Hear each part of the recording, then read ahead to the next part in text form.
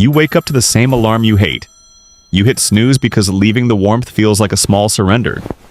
You dress in a uniform of neutral colors. You sip coffee that tastes of habit. You check the clock, then the subway, then your inbox. Then you step into the stream.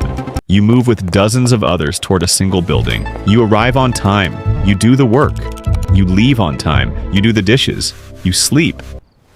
Repeat. It looks stable. It looks safe. Something inside you has been quietly shrinking.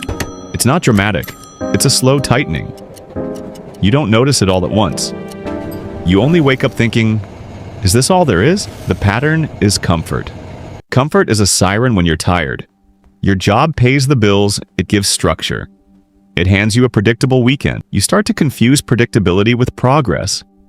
You call routine success because the word is easier than risk. You forget what curiosity feels like. You stop asking what if because the cost of asking seems high. You protect your time with small rules. You say no to extra hours. You say yes to Netflix. Your inner voice whispers about possibilities. You shush it. It feels safer to be small and secure than big and uncertain. But safety has a price. It costs time. It costs urgency. It costs the edge that made you interesting. Level 2. You start measuring life in weekends. You mark Tuesdays as the day you feel most worn. You dream of sabbaticals that never come. Your calendar controls the contour of your life. The hours you're not working feel scheduled too. You're saving energy for a job you don't love. Your hobbies become rehearsals for future free time. You collect one day like trinkets. One day I'll write. One day I'll travel. One day I'll start a business. One day sounds like patience, but it's often procrastination dressed in hope. When you defer the life you want, you create an aged mirror of regret. The real cost is not money. It's the small versions of you that lose practice. The curious you grows quiet. The brave you grows rusty. You tell yourself you'll trade time for stability. You forget that time is non-refundable. Every hour spent in low-yield habits compounds into lost potential. You think about freedom as a someday purchase. You imagine it as a pile of savings. You imagine it as a title or a corner office. That's a narrow idea of freedom. Freedom is not only financial, it's the ability to choose what your day holds. It's the muscle to say no, to create, to fail, to try again. Work can teach you discipline, but work can also train you to accept the world as it is. And acceptance can be a thief. It steals the energy you'd use to change things. You realize the 9-to-5 gave you more than a paycheck. It gave you an identity. You are the role you play when asked, what do you do? That identity can feel reassuring. It can also be a prison with polite walls. You stop exploring because you have nothing new to tell anyone. You stop taking chances because stability fits the story you've rehearsed. Freedom needs a different kind of identity. One that says, I am a learner. I am an experimenter. I am someone who resists the comfortable narrative. Reclaiming freedom starts with small identity shifts. It starts with sentences like, I'm trying something new. I'm learning in my off hours. I'm building for the future while staying responsible today. You can hold both at once. You can be steady and curious. You can keep a job and create a life outside it. Practical steps, quiet courage. First, audit your time like a detective. Where does your time go? Not in abstract, but in 15-minute chunks. You'll be surprised. Second, protect micro slots for creative work. 50 minutes before work, an hour after dinner, twice a week.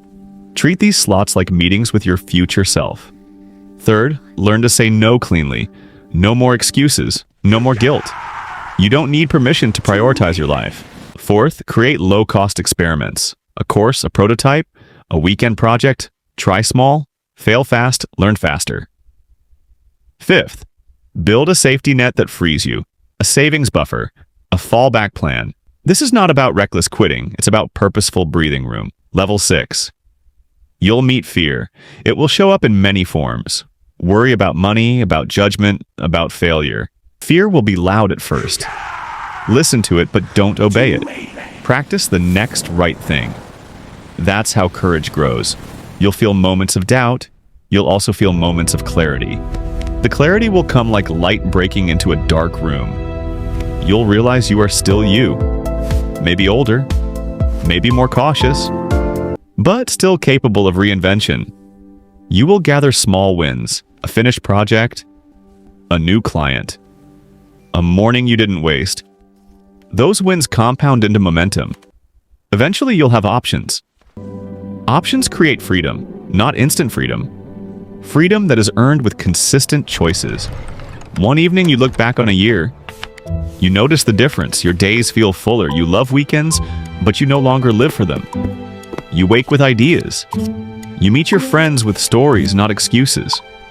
You've rebuilt a life that can hold both security and growth. You keep the job that makes sense. You build the life that doesn't fit into a single paycheck. You learn to be deliberate about where you place your attention. That's the real work. You stop letting an external schedule design your inner life. You decide how to invest your hours. You treat your time like a rare currency. True freedom rarely arrives like a movie scene. It doesn't always require dramatic escape. Often it's quieter, it's adjustments, it's experiments. It's refusing to trade your future for a moment of comfort. If your 9-to-5 has been holding you back, it isn't because the job is evil, it's because you let it be the entire story. You have the pen, you always have had the pen. Start small, start now. Make one choice that honors the life you want. Protect 5 hours a week. Say no to one obligation that drains you. Create one prototype of the life you imagine. In a year, you'll give thanks for the tiny choices you made today. You'll look back and see the door you opened, and you'll know the truth. Freedom isn't found. It's built, moment by steady moment.